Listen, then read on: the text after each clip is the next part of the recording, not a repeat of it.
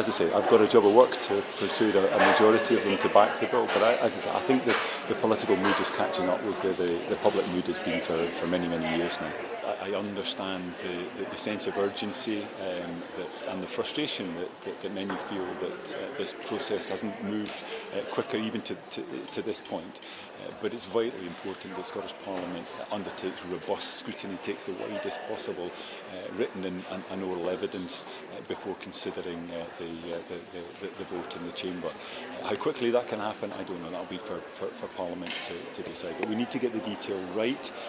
We can't have undue delay. Dignity in Dying Scotland campaigns for an assisted dying law for terminally ill adults, so that anybody who faced a bad death, if they were dying and they met certain other eligibility criteria, such as having mental capacity, being an adult and able to self-administer medication, would be able to choose not to suffer as they died.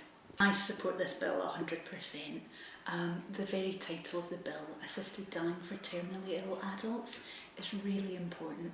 This is a bill for dying people.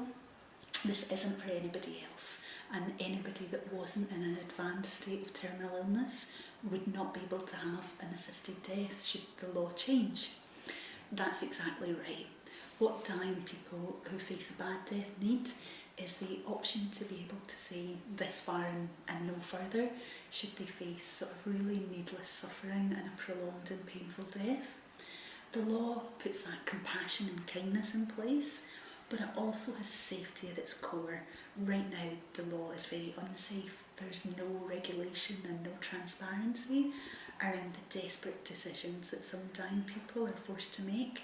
Things like going to Switzerland if they can afford it, sadly taking matters into their own hands, stopping eating and drinking, for example. There's absolutely no safety measures in place around any of these options that people are forced to choose.